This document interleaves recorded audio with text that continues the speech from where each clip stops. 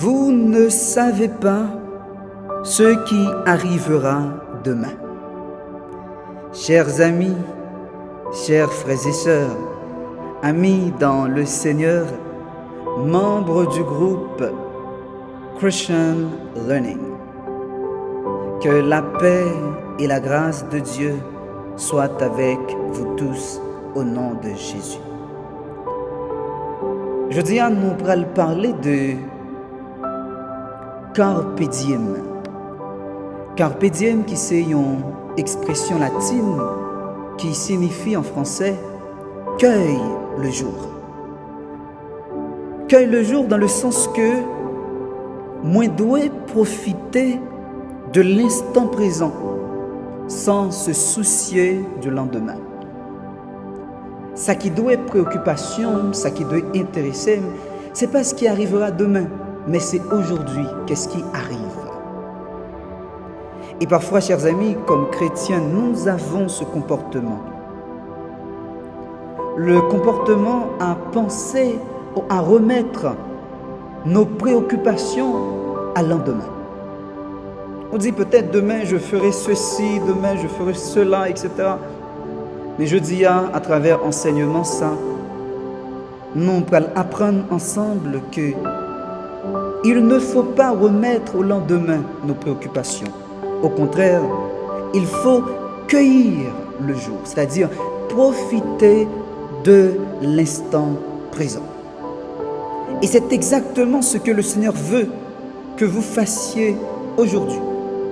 Et c'est pourquoi je vous invite, mes chers amis, à lire avec moi dans Jacques chapitre 4, le verset 13 jusqu'au verset 15. À vous maintenant qui dites, aujourd'hui ou demain nous irons dans telle ville, nous y passerons une année, nous trafiquerons et nous gagnerons. Vous qui ne savez pas ce qui arrivera demain, car qu'est-ce que votre vie? Vous êtes une vapeur qui paraît pour un peu de temps et qui ensuite disparaît. Vous devriez dire, au contraire, si Dieu le veut, nous vivrons et nous ferons ceci ou cela. Que le Seigneur daigne bénir cette portion d'écriture. Amen. Carpe diem, cueille le jour. Profitez, frère Maximio, de jours que nous gagnons devant nous jeudi. Apôtre Jacques, dans Épître Palia, il dit que nous pas connaissons ça qui a privé demain. Et en réalité, nous pas connaissons certainement ça qui a privé demain. Par le fait que nous pas connaissons qui ça qui a privé demain, donc nous devons faire sûr que nous mettons-nous prêts, nous arrangeons-nous, de façon pour que nous soyons capables d'arriver, contrôler vie nous et gérer vie nous comme chrétiens. En 378 avant Jésus-Christ, il racontait nous l'histoire d'un gouverneur qui aurait les Achias, qui lui-même a organisé un festin en sa propre gloire. Et pour cette festivité, manger, il était préparé, il était excellent. Du vin, il était disponible pour boire, il était excellent. Musique, il était excellente. Des danses, en pile plaisir, non, événement. Et puis, au cours de la festivité, un homme apparaît pour le dire à gouverneur là, moi recevoir une lettre d'un homme nommé Pélopidas, qui lui-même souhaitait renverser. Et gouverneur là lui-même, qui c'était Achias, lorsque il entendait parole de serviteur qui dit, mon roi, moi recevoir une lettre que yo comptait venir renverser comme gouverneur.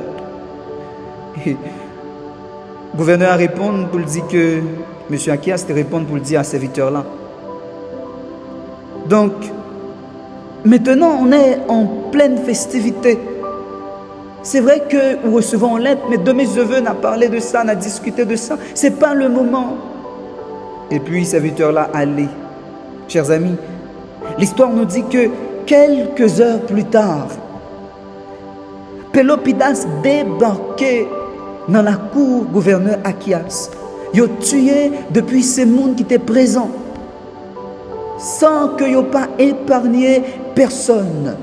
Et le gouverneur Achias, les Théons qui étaient arrivés, perdu la ville. Et raison, c'est parce que peut-être, sûrement, l'IPAD prend temps pour le tendre serviteur et l'IPAD baille valeur à sa serviteur tabdil. Combien d'hommes se comportent comme Achias?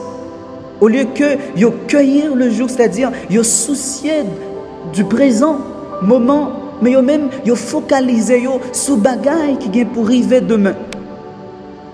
Chers frères et sœurs, demain c'est le mot de Satan. Mais aujourd'hui c'est le mot de Dieu. Et c'est pourquoi nous lisons dans Deutéronome, le chapitre 30, côté que Dieu lui-même lui parlait à Moïse pour dire au peuple: j'appelle aujourd'hui à témoin contre vous les cieux et la terre. J'ai mis devant toi la vie et la mort, la bénédiction et la malédiction. Choisis la vie afin que tu vives. Et cette possibilité que Dieu lui offrit au peuple d'Israël, ce n'est pas une possibilité à remettre au lendemain, ou une possibilité peut-être à choisir demain ou après-demain. Mais la possibilité a été offerte aujourd'hui. Aujourd'hui. Et dans Hébreux chapitre 3, nous lisons: aujourd'hui, si vous entendez ma voix, n'endurcissez pas vos cœurs. Chers amis, rachetez le temps, car les jours sont mauvais.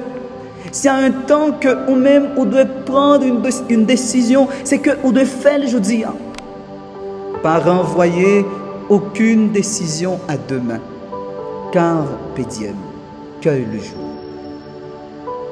La nuit vient où personne ne peut travailler, comme nous lisons dans Jean chapitre 9. Un jour qu'à privé, côté que sortez qu'on fait ou pas qu'à faire. Et ça fait l'important, c'est que vous voulez servir le Seigneur, servir jeudi. Chers amis, chers frères et sœurs, vive votre vie aujourd'hui. Car pédiem, cueille le jour.